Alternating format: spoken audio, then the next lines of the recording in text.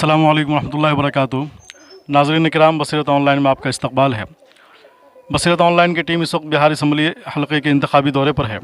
इस वक्त हम 20वीं असम्बली हलक़े के रजवान गाँव में पहुँचे हुए हैं, जहाँ हम ये जानना चाहेंगे कि यहाँ की आवाम क्या सोचती है और वो आने वाले इलेक्शन में जो 7 नवंबर को इंतखाब होना है उसमें वो अपना वोट किसे डालेंगे और वोट डालने के लिए उनका जो है वो क्या मेयार होगा, क्या बुनियाद होगा, किस बुनियाद पर वो अपना उम्मीदवार मुंतखब करना चाहेंगे। इस सिलसिले में हमारे साथ यहाँ पे हमारे एक नौजवान साथी मौजूद हैं जो इसी गाँव से ताल्लुक़ रखते हैं। मैं चाहूँगा कि वो अपनी बात रखें कि वो किस बुनियाद पर इस मरतबा वोट देने जा रहे हैं। नौजवान साथी हैं, युवा हैं और युवा की इस वक्त क्या कहते हैं पकड़ है, क्योंकि तेजस्वी जी भी युवा हैं और उनकी एक लहर चल रही है।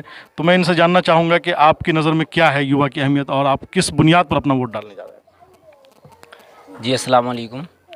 मैं यानी तरक्याती कामों की बुनियाद पर मैं वोट डालना चाहूँगा। कहीं ना कहीं 20वीं हलका और रजवान गांव में आप हैं। ये रजवान गांव की सूरत हाल ये है कि आप ये रोड जो अगर कैमरा इसको कवर कर पाए तो ये देख सकते हैं कहीं ना कहीं तरक्याती कामों में अभी पीछे है। लेकिन मैं उम्मीद करता हूँ डॉक्टर फैयाज़ अहमद साहब 10 सालों से वो एमएलए हैं, लेकिन मैं उम्मीद करता हूँ कि कहीं ना कहीं कुछ काम जो 20वीं हलका में स्वास्थ्य केंद्र हो, हेल्थ के लिए या फिर शिक्षा के लिए या फिर रोड सड़कें हैं जो अभी बाकी है काम, तो वो मैं चाहूँगा, मैं उम्मीद करता हूँ कि वो इस तौर पे इस कामों को पूरा करें। तो इस एतबार से मैं इस मरतबा वोट करना चाहूँगा। यानी कि डॉक्टर फैयाज़ साहब जो आपके हलक़े के एमएलए हैं, आपके क्षेत्र के पिछले 10 सालों से हैं, तो क्या आप उनके कामों से संतुष्ट हैं, मुतमईन हैं? मैं उनके कामों से मुकम्मल तौर पर मुतमईन नहीं हूँ, इसलिए कि अगर 20वीं हलका से आप 20वीं हलका का जायज़ा लेंगे तो कहीं ना कहीं अभी हेल्थ सेक्टर पे काम बाकी है। आप देखेंगे कोई भी ठीक ठाक हॉस्पिटल अब तक नहीं है, ठीक ठाक क्या है ही नहीं। तो इसलिए मैं समझता हूँ कि कहीं ना कहीं डॉक्टर फैयाज़ अहमद साहब वादा किए हैं कि मैं आपके लिए ये 20वीं हलका के लिए कहीं ना कहीं 3 हॉस्पिटल का वादा किया है।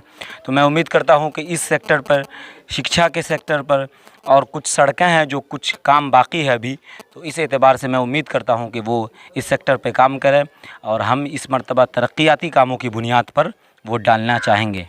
तो तरक्याती कामों के बुनियाद पर अगर आप वोट डालना चाहेंगे तो क्या आपको नहीं लगता है कि नीतीश कुमार ने तरक्याती काम किए हैं?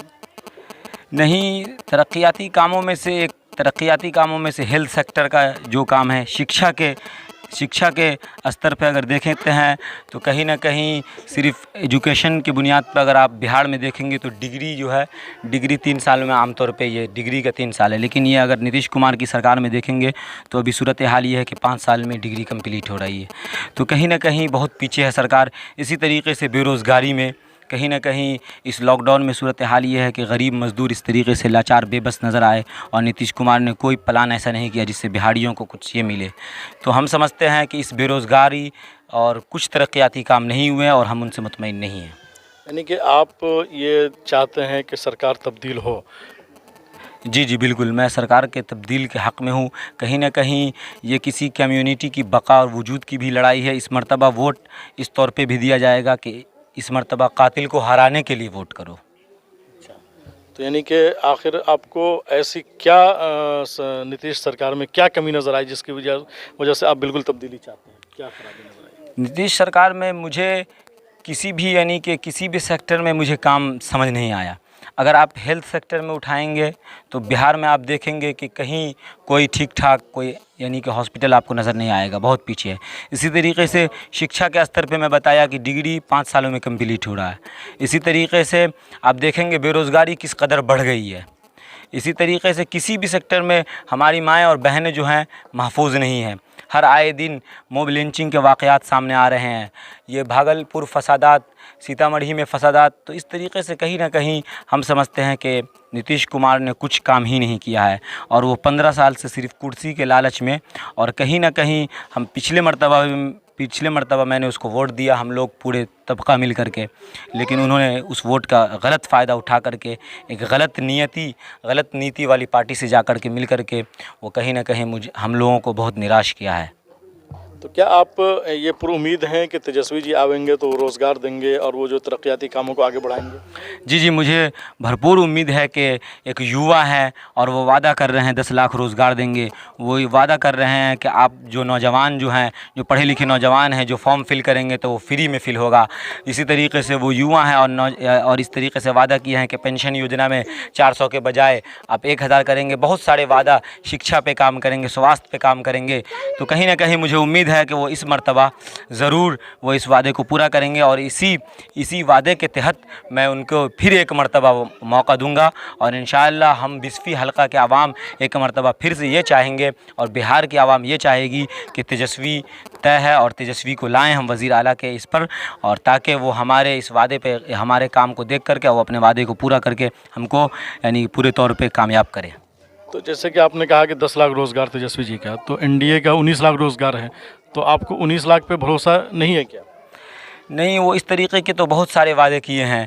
जिस तरीके से वो इससे पहले यानी कि 15 लाख योजना, 15 लाख देने का वादा किया खाते में, और फिर बाद में वो भाषण देते हैं कि ये तो चुनावी जुमला था। तो कहीं ना कहीं मैं समझता हूँ कि ये चुनावी जुमला है उनका, और इसलिए मैं एक मर्तबा, अगर यानी कि कोई भी एक मर्तबा धोखा खाता है, और जिस तरीके से आप पिछले 60 साल और पिछले 5 साल हिंदुस्तान के यानी कि नक्शा को आप देख सकते हैं किस कदर बदल चुका है, किस कदर जीडीपी नीचे गिर चुकी है। तो ये जो सरकार है, जो बीजेपी से मिली हुई नीतीश की सरकार, वो केंद्र में भी है। तो आप इसका जायज़ा ले सकते हैं हिंदुस्तानी हुकूमत पर कि किस तरीके से ये हिंदुस्तान पीछे जा चुका है, हर चीज़ बेचे जा चुके हैं, 18 करोड़ बेरोज़गार हो चुके हैं नौजवान। इस तरीके से कहीं ना कहीं बहुत कमी है और ये देश बहुत पीछे जा चुका है। इसलिए जनता जो है ना अब बदलाव को चाह रही है। ये तो विधानसभा है और लोकसभा में भी इंशाअल्लाह इसका असर जाएगा, और इस मरतबा विधानसभा में भी बदलाव आएगा और इंशाअल्लाह लोकसभा में भी हम तमाम हिंदुस्तानी जनता बदलाव लाएंगे इंशाअल्लाह। जी, ये तो आप अपना नाम बता दीजिए और अपना प्रोफेशन। जी, मैं करीमुल्ला, मैं 20वीं क्षेत्र के रजवान गांव से मेरा ताल्लुक़ है। मैं ग्रेजुएशन का स्टूडेंट हूं और मैं दारुल उलूम अहमदिया सल्फिया से मेरी फ़रागत है।